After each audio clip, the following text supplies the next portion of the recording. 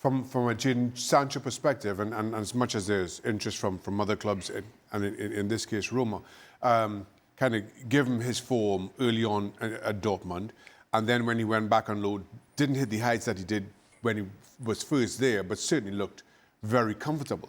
Now, the fact that he continues to turn down moves away in preference to stay at Manchester United and not play, and maybe he's just, to Nedum's point, he's 25 years old, I'm going to make the bulk of my earnings now, and then I'll be free to kind of enjoy the rest of my career from there on in.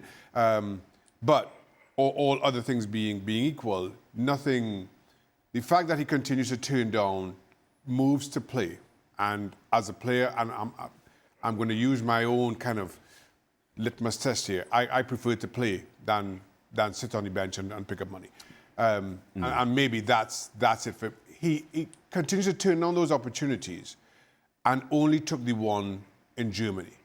That for me just says that he feels comfortable. That's where he feels most comfortable. That's where he feels he'll get the support he needs to rediscover his form. Yeah, for me, I think we've got to be very careful about, because I've been in a situation where I've been essentially left out in the wilderness, and I've been surrounded by other players that have said, I'm just going to accept this check. I'm just going to stay here. I'm not going to play. I don't care. I'm just going to get paid. But as time passes, you see their minds start to change when they realise how difficult that actually is. So I don't necessarily think that Sancho's in that mindset just now. But if it gets to the end of the window and he's not gone anywhere, then he's going to have serious questions to ask. Because at the moment, I think we can have a discussion about where he says maybe Roma's not the right club for him. But one thing we know for sure is that United's not either.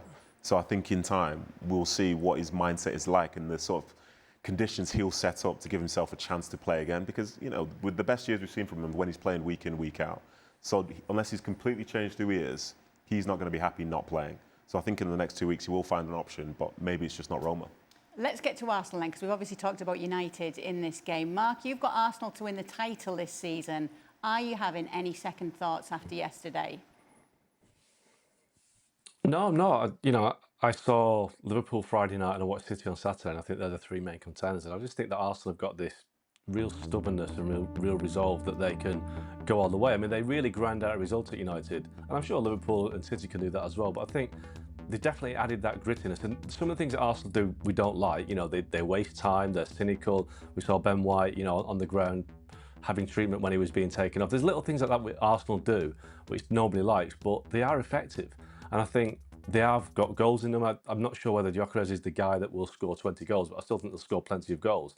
So yeah, I think Arsenal have got what it takes. I think Liverpool, you know, they need to kind of address the balance. They've got maybe too many attackers and not enough defensive midfielders in there. I think City, it was Wolves, so let's wait and see how they go on. But I think Arsenal definitely, I think this weekend showed that they may have added that little bit of extra they need to win the league this season. What did you think of Arsenal at the weekend, Shaq? Well, unimpressive in a win. And while I want to say, listen, we're one game into the new season, it's, you know, we shouldn't be drawing broad sweeping conclusions. This is ESPN FC, and that's kind of what we do. We are. so with that in mind, listen, this is Arsenal as we saw last season. On the one hand, from an Arsenal perspective, you want to say it's good that you can play poorly and still come away from Old Trafford with 3 points. On the other, just in terms of the football that we saw, it was nothing really to write home about, nothing to get overly excited about. Gyokeres got a run out. He will get better. Certainly will have to be better if Arsenal are to win the title.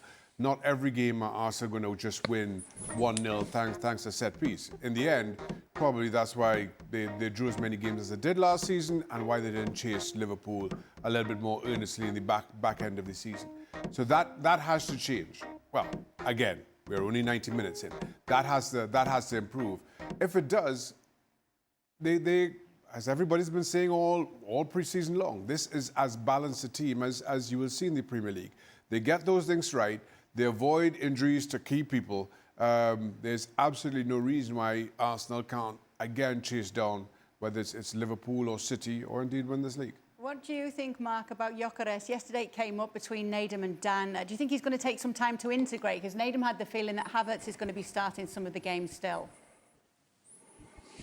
Yeah, listen, Gyokeres has a fantastic record in Portugal, and he was, chased by lots of clubs. But I was surprised at how out of shape he looked. He's not had a pre-season to speak of really, because he had his situation with Sporting where he didn't train for a week or two, and then he joined up with Arsenal mid-tour, so he looked short of fitness.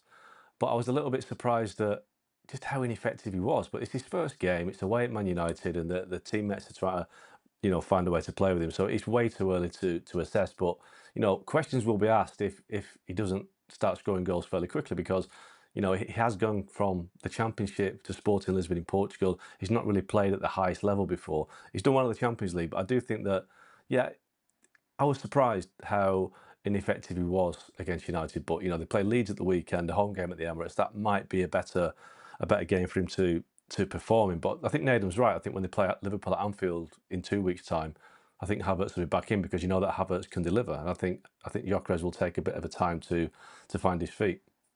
I'll let you come back in on that. On him. On that conversation that you and Dan got into yesterday. Yeah, for me, it's people have been saying for a while that Arsenal need a number 9, and then here's a number 9 as such. But I think for the way that Arteta thinks about football, I think he wanted a number 9 as an option, not the only option. So I think for the way that Havertz plays, even when he came on, he was taking more touches and playing it in a slightly different manner. And I think given how complex and sort of in transition the Premier League can be, there are certain players that suit certain games and others that maybe don't. So I don't necessarily think just because he's been brought in for the big money, he's going to be starting every single match. That's not going to be the case. I wouldn't be surprised if, for example, as well, maybe like Zubimendi doesn't start one game, maybe Rice is the deeper one, and you get, say, Havertz higher or something. But these are the options that he has. And I think the options are what people have been talking about Arsenal for a long time as well, because Arteta would be pretty much wed in terms of just playing one team over and over and over and say, oh, it's going to burn out at some point.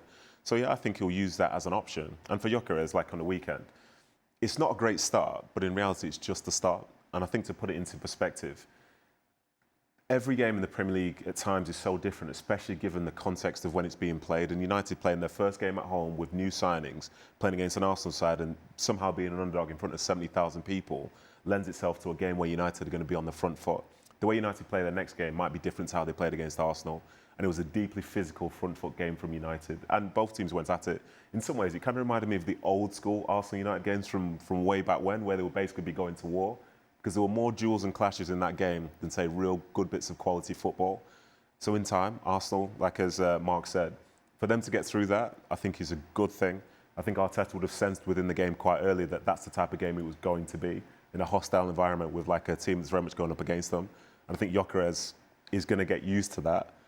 And maybe in the next games, they can play a style that probably suits him more, suits the team more. And we can see the Arsenal that are probably going to score probably 80-plus goals this season. I think one of the things when you talk about Arsenal and the striker and the need for a striker, and in comparison with not only other teams in the league, but certainly great footballing teams throughout, or certainly good number 9s throughout in the Premier League, is just that in-the-box instinct to be in the right place at the right time, which, whether you're a fan of Kai Havertz or not, that was not his strength. And while Kai Havertz fits into Arsenal and how Arteta had them playing, they still miss that player. And I hate to make these comparisons, but you know Kun Aguero as much as anybody, or an Erling Haaland.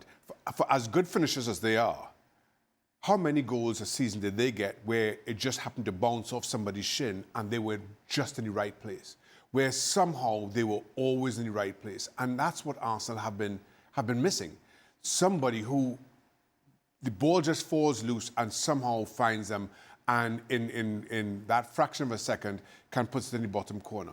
That's what they're missing. Not necessarily the strikes from 25 yards or the incredible finishes that you see from a Kun Aguero or Erling Haaland, but just somebody 5 or 6 yards out, it just bobbles off of someone's ankle, and they're there to make the difference. Yeah, we did just get a look at Mark Ogden's predictions there. You've got Manchester United in 5th, Mark. You still happy with that?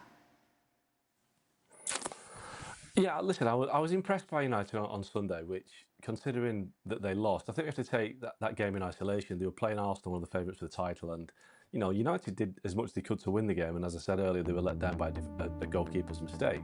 I think they will score a lot more goals than last season. They can't be as bad as last season. And, I think Newcastle have got issues, Aston Villa have got issues.